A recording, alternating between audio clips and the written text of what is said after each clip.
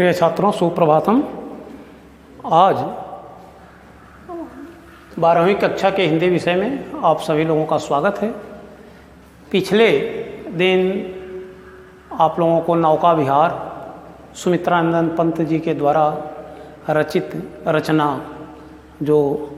उससे आपको नौका विहार पढ़ाया गया, और इसके बाद आज का जो प्रकरण होगा वह बापू के प्रति जो सुमित्रानंद पंत जी की एक रचना युगांत, और इस युगांत से या आपके पाठ्यक्रम में बापू के प्रति शीर्षक से रखी गई यह कविता जो सुमित्रानंद पंत जी की रचना युगांत, अर्थात इनकी एक रचना है युगांत, इसी युगांत से ली गई है और आपके पाठ्यक्रम में बापू के प्रति यह शीर्षक से रखा गया है। और आज मैं इसकी चर्चा करूं और आप सभी लोग अपने पाठ्य पुस्तक में या देखें कि शीर्षक जो बापू के प्रति है, तो उसमें आज मैं शुरू करता हूं कि तुम मांसहीन, तुम रक्तहीन, हे अस्थिशेष तुम अस्थिहीन, तुम शुद्ध बुद्ध आत्मा केवल, हे चीर पुराण, हे चीर नवीन, तुम पूर्ण इकाई जीवन की जिसमें असार भव शून्य लीन, आधार अमर होगी जिस पर भावी की संस्कृत समासीन, तुम मांस तुम ही हो रक्त अस्थि निर्मित जिनसे नवयुग का तन, तुम धन्य तुम्हारा निस्व त्याग, हे विश्व भोग का वर साधन, इस भस्म काम तन की रज से जग पूर्ण काम नव जग जीवन, बीनेगा सत्य अहिंसा के ताने बानों से मानवपन। इस इतने अंश का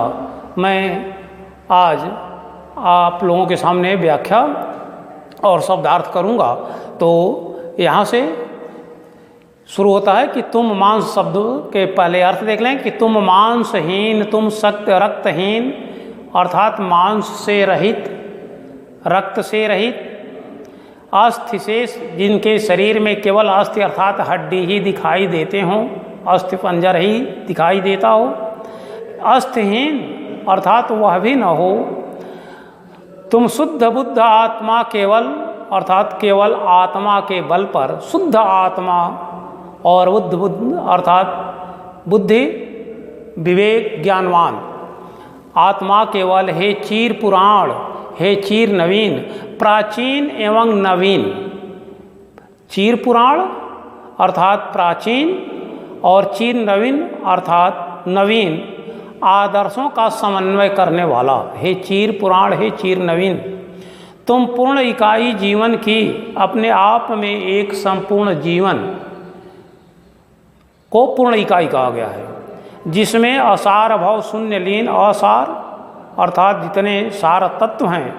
वह संपूर्ण इसमें लीन हो गए, भव शून्य लीन, आधार अमर होगी जिस पर अर्थात जो आश्रय आधार होगा, अवलंब होगा, वह सदैव के लिए अमर होगा, भावी की संस्कृत समासीन, समासीन का अर्थ होता है प्रतिष्ठित, आसीन,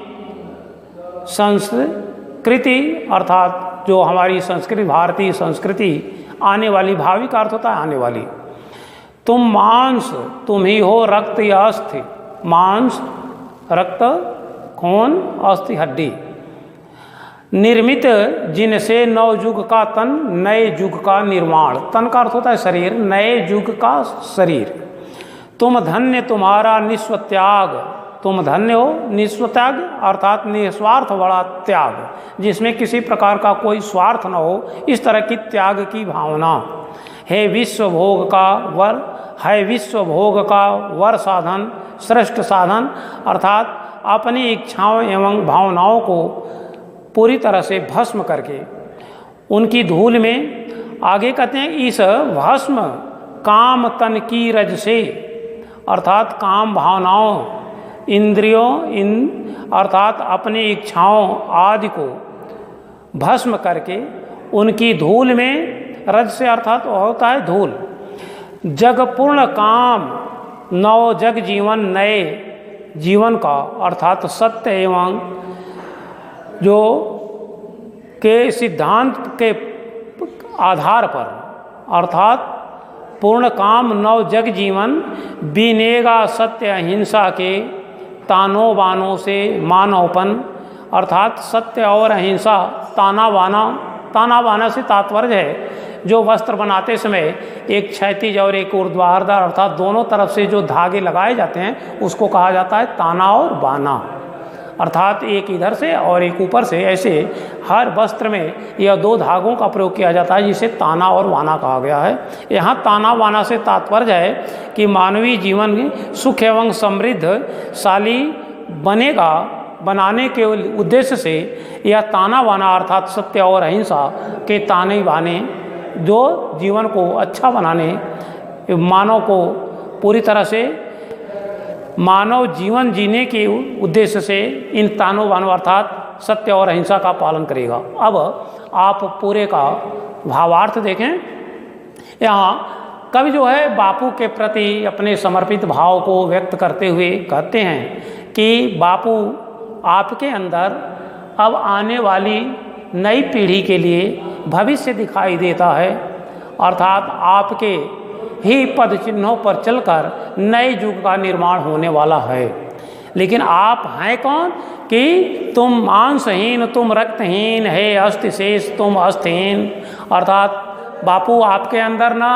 मांस दिखाई देता है न रक्त दिखाई देता है, केवल अस्थि शेष है। यहाँ तक कि तुम्हारे अंदर अस्थिहीन अर्थात अस्थि की भी हड्डी भी अर्थात आप देखने में बहुत तुच्छ प्राणी जैसे लगते हैं। तुम शुद्ध बुद्ध आत्मा केवल अर्थात मांस रक्त और अस्थि से विहीन होते हुए भी शुद्ध आत्मा और बुद्ध अर्थात ज्ञानी के होने के कारण आप ही प्राचीन एवं नवीन आदर्शों का समन्वय करके यहाँ जो एक नए युग का निर्माण कर रहे हैं उसमें यह नवीन और प्राचीन जो आदर्श है उसका समन्वय करने वाले हैं। अर्थात आपके अंदर वह गुण है जिसके आधार पर नवीनता और प्राचीनता दोनों का आदर्श का समन्वय रूप दिखाई देता है। तुम पूर्ण इकाई जीवन की अर्थात अपने आप में एक संपूर्ण जीवन की इकाई के रूप में आप दिखाई देते हैं, जिसमें असार भव शून्यलीन या असार संसार, जिसमें तत्वहीन असार अर्थात तत्वहीन संसार, भव अर्थात यह संपूर्ण संसार शून्य के समान समाहित हो गया है, अर्थात कुछ भी नहीं बच गया है। किसमें? आपके संपूर्ण जीवन इकाई पद्धति में। आधार अमर होगी जिस पर, आधार अमर अर्थात जिस इस आपके द्वारा बताए गए मार्ग पर चल करके उस आधार पर यह संपूर्ण जो कुछ भी होगी वह अमर अर्थात कभी नष्ट होने वाली नहीं होगी। भावी की संस्कृत समासीन जो आने वाले हमारे देश का जो भावी समय होगा वह आप ही के इस रखे गए आधार पर अर्थात सत्य और अहिंसा के मार्ग पर चलकर हमारी एक नई संस्कृति प्रतिष्ठित होगी, आसीन होगी, जिसमें आप ही के द्वारा यह जो असत्य और अहिंसा का मार्ग है वही आधार बनेगी और वह सदैव अमर रहेगी अर्थात कभी मिटने वाली नहीं होगी। तुम मांस तुम ही हो रक्त अस्त निर्मित जिनसे नव युग का तन, अर्थात नए युग के निर्माण, नए युग रूपी शरीर के निर्माण करने के लिए बापू आप ही मांस हैं, आप ही रक्त हैं और आप ही अस्थि हैं। अर्थात आप ही के द्वारा मांस रक्त और अस्थि को मिला करके निर्मित जिनसे नव युग का तन एक नए युग का शरीर का निर्माण होगा अर्थात नए युग का निर्माण होगा, जिस पर तुम धन्य तुम्हारा निस्व त्याग, जिस पर आपके जैसे व्यक्ति धन्य है जो इस निस्वार्थ की भावना अर्थात निस्वार्थ त्याग की भावना के बल पर है विश्व भोग का वर साधन आने वाली इस पीढ़ी के अर्थात जो हमारी भावी जीवन होगा, हमारे आने वाली जो समय होंगे उसका भोग करेंगे, संपूर्ण विश्व उसका उपयोग करेगा और वही श्रेष्ठ साधन होगा। अर्थात सत्य और अहिंसा के मार्ग पर चल करके हम ऐसे साधन का उपयोग करके और नए युग का निर्माण करेंगे जिसमें किसी प्रकार का कोई स्वार्थ नहीं होगा, अर्थात त्याग की भावना से पोषित वह नया युग होगा जिसमें इस भस्म काम तन की रज से,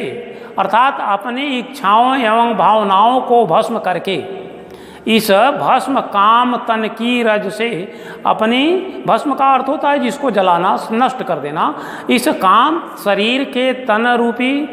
भावनाओं को अर्थात इंद्रियों एवं भावनाओं को भस्म करके उसकी धूल में सत्य एवं प्रेम के सिद्धांत का प्रतिपादन करके, अर्थात इस अपनी इच्छाओं एवं भावनाओं के भस्म करके उसकी धूल में सत्य एवं प्रेम के सिद्धांत को प्राप्त करेगा और उससे जग पूर्ण काम नव जग जीवन, नए जीवन का अर्थात नए संसार का निर्माण करेगा जिसमें किसी प्रकार की इच्छाओं एवं भावनाओं का कोई स्वार्थ नहीं दिखाई देगा। बीनेगा सत्य अहिंसा के, अर्थात सत्य और अहिंसा के मार्ग पर चलते हुए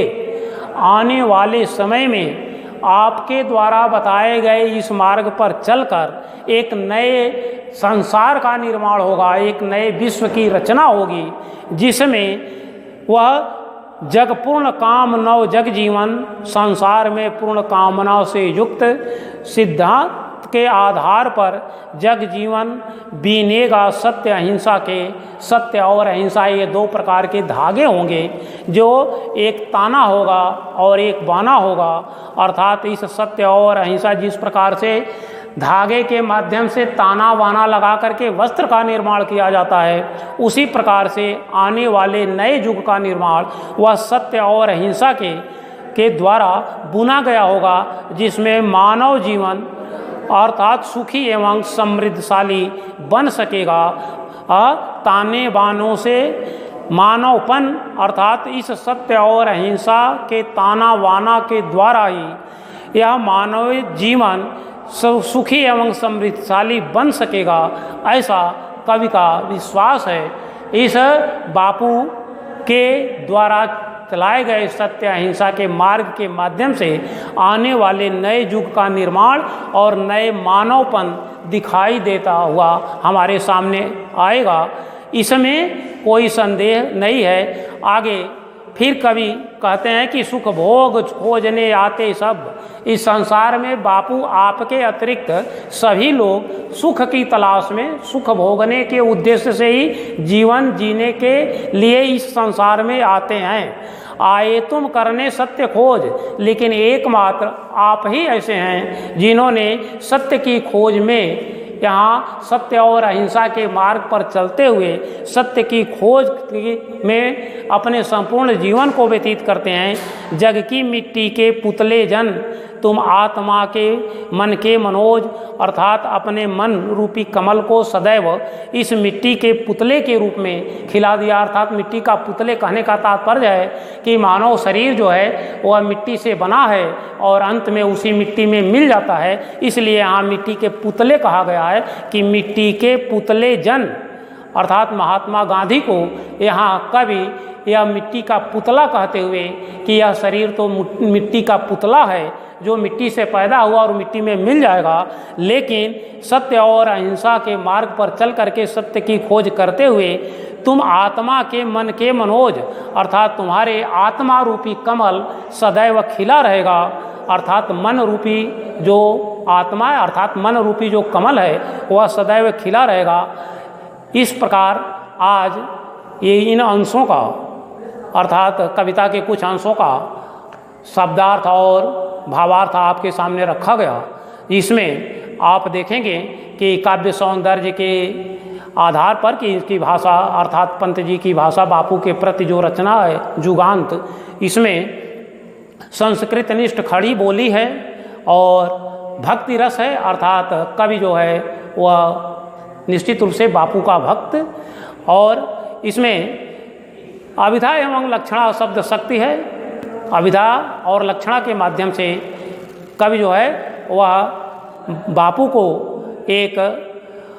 निश्चित रूप से सत्य और अहिंसा के मार्ग पर अर्थात सत्य के पुजारी के रूप में प्रतिष्ठित किया। गुण जो है वह प्रसाद गुण है और यहाँ रूपक और यमक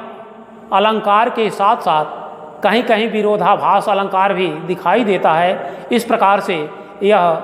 जुगांत रचना का कुछ अंश आप लोगों के सामने रखा गया। शेष अगले वीडियो में अगले दिन आपके सामने रखा जाएगा। आज बस इतना ही। आप सभी लोगों को बहुत बहुत धन्यवाद।